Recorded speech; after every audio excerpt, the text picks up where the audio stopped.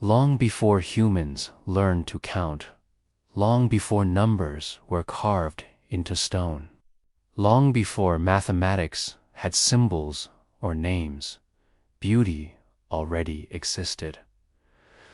The curve of a shell, the spiral of a galaxy, the balance of a human face, the quiet symmetry of leaves growing on a stem. For thousands of years, humans noticed something strange. Some shapes felt right, some proportions felt calm, some patterns felt beautiful even when we could not explain why. This is the story of a number that does not shout, a number that hides, a number that whispers. This is the story of the golden ratio. Humans have always been drawn to beauty, but beauty itself is a mystery. Why do certain faces feel more pleasing than others? Why do some buildings feel harmonious while others feel unsettling?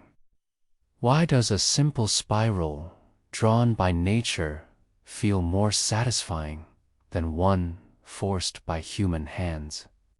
For most of human history, these questions had no answers. Beauty was believed to be divine, emotional, or accidental. It belonged to poets, artists, and gods, not to mathematicians.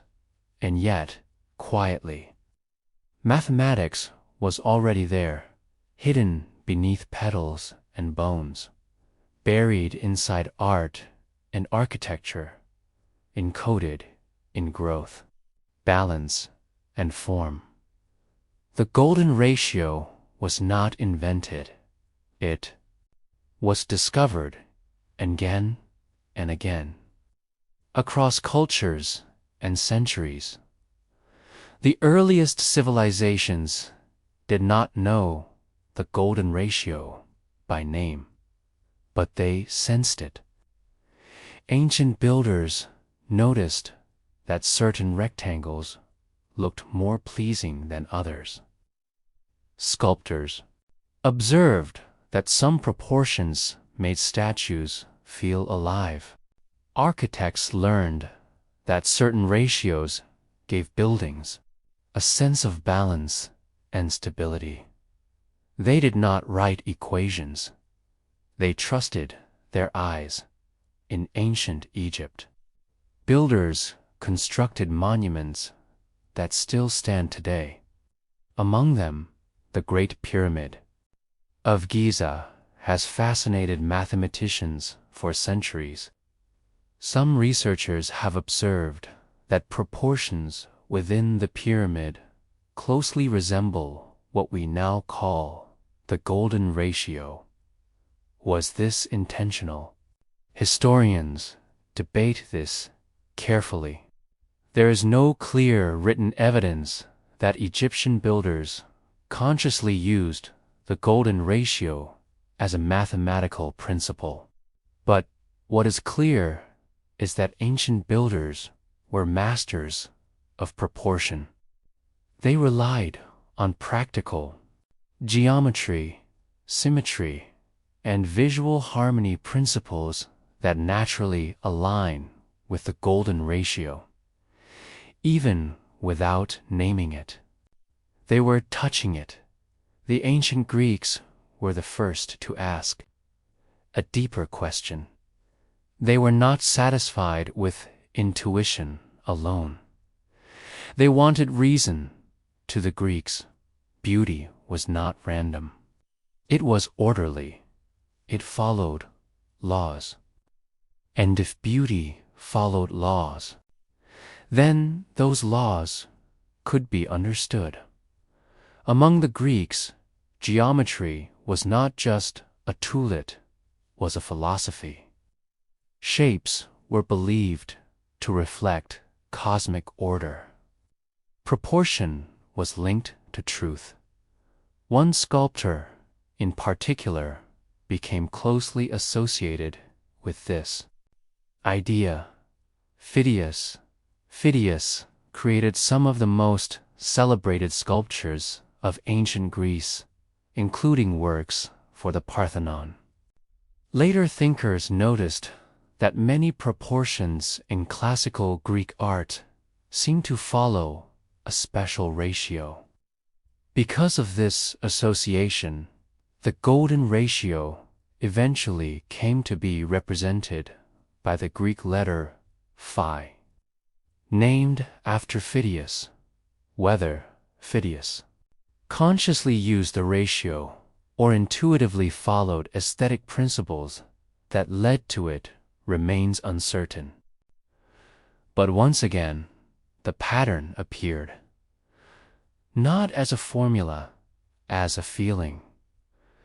Mathematically, the golden ratio describes a unique relationship when a line is divided into two parts, such that the whole length divided by the longer part is equal to the longer part divided by the shorter.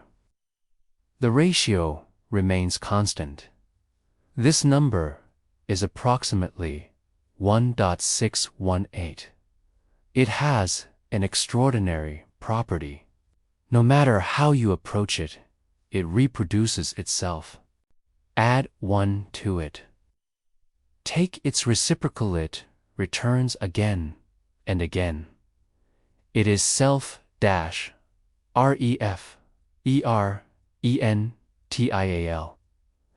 Self-balancing, almost alive. This strange numerical behavior fascinated mathematicians long before it fascinated artists. Centuries later, during the Middle Ages, mathematics quietly crossed cultures. Greek knowledge was preserved and expanded in the Islamic world, where scholars studied geometry, proportion, and symmetry in architecture and design. Beautiful mosques and patterns emerge, precise, repeating, harmonious, guided by deep mathematical insight.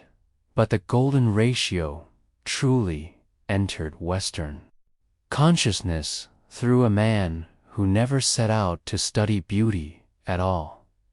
His name was Leonardo of Pisa, better known as Fibonacci. In the 13th century, Fibonacci introduced Europe to a sequence of numbers that would later become famous. 1, 1, 2, 5, 8, 13, 21. Each number is the sum of the two before it. At first, this sequence seemed simple, almost trivial, but something remarkable happened as the numbers grew larger. The ratio between consecutive numbers began to approach the golden ratio. Not exactly, but closer and closer, forever approaching, never reaching. This connection linked growth, mathematics, and nature in a way no one had fully seen before. And then came the Renaissance, a period obsessed with beauty, balance, and human perfection. Artists like Leonardo da Vinci studied anatomy, architecture, and geometry with obsessive care. He believed that beauty was not accidental, it was structured. Leonardo illustrated a book called De Divina Proportion by Luca Pacioli, which explored the golden ratio as a divine principle underlying art and nature. Once again, the ratio appeared in paintings, in buildings, in the human body. But here is where the story becomes complicated. Many popular claims about the golden ratio, especially about its presence in faces and famous artworks, often exaggerated. Modern research suggests that while the golden ratio appears frequently in nature and design, it is not a universal law of beauty, and yet humans still respond to it. Why? This is where mathematics meets psychology. Studies in perception show that humans tend to prefer proportions close to the golden ratio, but not exactly.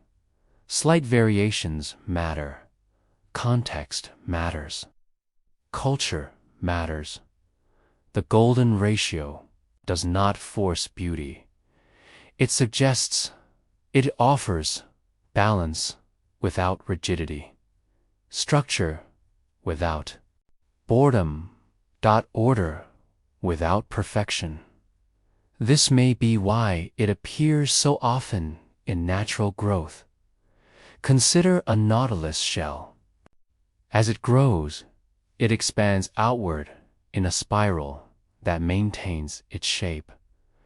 This kind of growth is efficient, stable, and adaptable. Plants arrange leaves in patterns that reduce overlap and maximize sunlight patterns that often align with Fibonacci. Numbers and ratios near the golden ratio. Nature does not calculate. Nature, optimize, and the golden ratio is often a byproduct of that. Optimization. Pause for a moment. Look at your surroundings. A leaf. Your hand. A photograph. A building. Have you ever wondered why some arrangements feel calm while others feel chaotic? Let me ask you something. Where are you watching from? Are you a student, an artist, an engineer, a designer, or simply curious? Comment below, because this story is not just about numbers, it is about you and how your mind responds to the world. In modern times, the golden ratio has been both celebrated and misunderstood. It appears in logos, design grids, photography, and branding. Some designers swear by it. Others dismiss it as myth. The truth lies in between. The golden ratio is not magic, but it is not meaningless either. It is one of many ways the universe balances growth and form, and that balance speaks to something deep within us.